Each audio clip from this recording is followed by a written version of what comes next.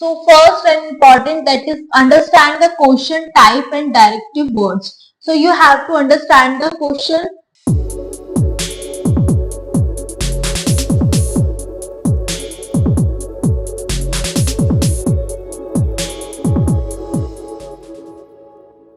Hello everyone, this side Himani, and in today's video I am going to explain you about the most important topic for UPSC point of view, that is answer writing practice for UPSC CSE exam. So let's get started with the video. So here we covered some like important points by answer writing practice for UPSC CSE exam. So first and important, that is understand the question type and directive words. So you have to understand the question type and directive words. Pay attention to directive words like analyze, critically examine, discuss, comment, etc. Each demands a slightly different structure and approach. Break down the question into its core part, what is being asked, and scope and the viewpoint. So you have to know about the like आपको किस type का question का क्या type रहेगा, ठीक है, and उसमें क्या क्या आपको मेंशन करना है, क्या उसको कितने पार्ट्स में उस क्वेश्चन को ब्रेक डाउन करके आपको प्रॉपर उसको एक्सप्लेन करना है. सो ये चीज इंपॉर्टेंट है, understand the question type and directive words. So ये आपको अंडरस्टैंड करना है. Second point, that is time management and practice. The second and important point, that is time management and practice. You already know that time management is important for mains exam because there is so many exam in mains, so many papers in mains exam. So you have to properly manage, you have to idea how to manage your time. So this is the important point. Practice answering question in a time environment to stimulate exam condition. Aim to complete each answer in about 7 to 8 minutes for GS paper. So GS paper में आपको इतना idea होना चाहिए, like आप एक question को अपना 5 to 6 minute और मैक्स टू मैक्स 7 मिनट में आप कंप्लीट कर दो लो, एंड उसको प्रॉपर एक वर्ड लिमिट में. सो उसमें आपको पता है कि मेंस में एक वर्ड लिमिट भी आपको प्रोवाइड होती है कि आपको इससे ज्यादा एक्सीड नहीं करने वर्ड्स. सो ये सारी आपकी स्ट्रैटेजी होनी चाहिए और प्रॉपर आप एक क्वेश्चन में कितना टाइम एंगेज करो. So this is important point while you are preparing for the exam. Set aside 2-3 hours daily for answer writing practice. So आप पर डे आप डे में आप 2 से 3 घंटे और 4 घंटे आप आंसर राइटिंग की प्रैक्टिस कर सकते हो डेली. सो इससे क्या होगा कि आपकी एक स्पीड एनहेंस होगी, आपकी वे ऑफ राइटिंग एनहेंस होगा और एक प्रॉपर आपको आइडिया हो जाएगा कि आपको कितने वर्ड्स में और कितने टाइम लिमिट में आपको आंसर कंप्लीट करना है. Focusing on different topic each day. So आप हर डे एक डिफरेंट टॉपिक आप ले सकते हो, कोई अपना आंसर जब आप आंसर राइटिंग करते हैं. सो इससे एक आपको प्रॉपर आइडिया हो जाएगा कि हर डे के अकॉर्डिंग आप एक शेड्यूल प्रिपेयर कर लोगे कि आपको कौन से टॉपिक पे कितने वर्ड लिमिट और कैसे आपको अपना आंसर आर्टिकुलेट करना है. Now next and important point, that is practice structuring your answer. So main and important part of your answer writing practice in UPSC exam, that is you have to structure your answer. You know how to write your answer, how to like you know how to become your answer is like more effective to the examiner. So this is some points that you have to know about that. Number one, that is introduction. Define the topic briefly and establish context. A quote, fact or static relevant to the question can work well. So आप अपना जो question start करोगे उसके intro में आप define कर सकते हो टॉपिक की जो बारे में है उसको, एंड उसका जो कोट्स एंड सब चीजों से रिलेटेड जो है पहले आप इंट्रो से स्टार्ट करोगे अपना आंसर, ठीक है. देन उसके बाद आप सेकंड पार्ट आंसर का होगा वो होगा बॉडी. आप फिर जब सेकंड पार्ट होगा उसमें आप ऑर्गेनाइज द आंसर लॉजिकली, आप उसको ऑर्गेनाइज करेंगे logically. If there are multiple expect to cover use sub headings, so उसमें आप फिर हेडिंग्स डालेंगे, फिर उसकी सब हेडिंग्स आप इंक्लूड करेंगे, ठीक है, like social, economic, political etcetera. So उससे रिलेटेड जो जो आज में सोशल इशू होंगे, इकोनॉमिक होंगे, पॉलिटिकल होंगे, वो सारे आप मेंशन करते जाएंगे, तो वो प्रॉपर एक आपका हेडिंग, सब हेडिंग एंड उसके भी पार्ट्स आपके हो जाएंगे। And ensure a balanced approach, use bullet points और clarity but also writing full sentences. So आप अपने आंसर को इफेक्टिव और ज्यादा अच्छे से आप अपने आंसर को डिफरेंट और यूनिक करने के लिए आप उसमें कुछ बुलेट पॉइंट्स भी ऐड कर सकते हैं, एंड उसमें आपको प्रॉपर चार्ट वे में बहुत सारी चीज है, तो आप उसको अपना जो आंसर होगा उसे इफेक्टिवली आप लिख सकते हैं।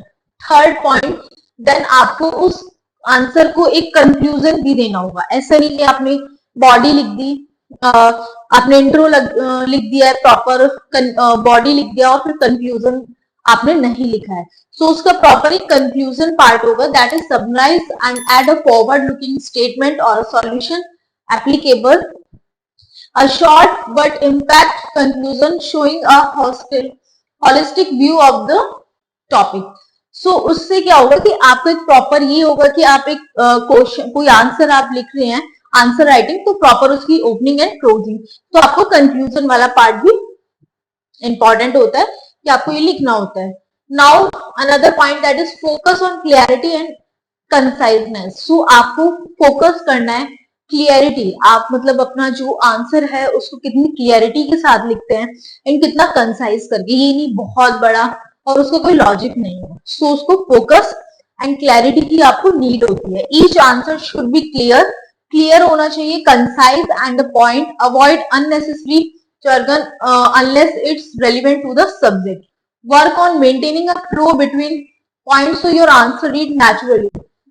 So अपना जो आप कोई पॉइंट आप आंसर में मेंशन करते हो, उसको क्लियरली और बहुत ही अच्छे से उसको आपको पूरा उसको नोट डाउन, वो उसको लिखना है अपने एग्जाम में, तो इससे क्या होगी, क्लियरिटी होगी आंसर्स की।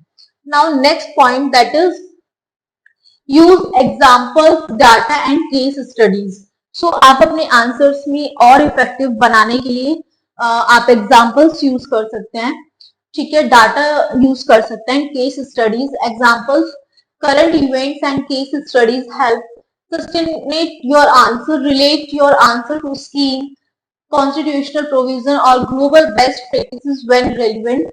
सो अपना जो आंसर है उसमें ये सारी चीजें पॉइंट आप कर सकते हैं, लाइक आप कोई भी स्कीम है या कोई इवेंट है, कोई करंट इवेंट है, तो उससे आप अपने आंसर्स में इफेक्टिवनेस लाने के लिए आप ये सारी चीजें यूज कर सकते हैं। Important point next, that is incorporate diagram, flow chart and maps. So आप फ्लो चार्ट के थ्रू, डायग्राम्स एंड मैप्स के थ्रू भी आप इसमें लिख सकते हैं। Use visual element like diagrams और flow chart where applicable as they can make your answer visually appealing and help convey information efficiently.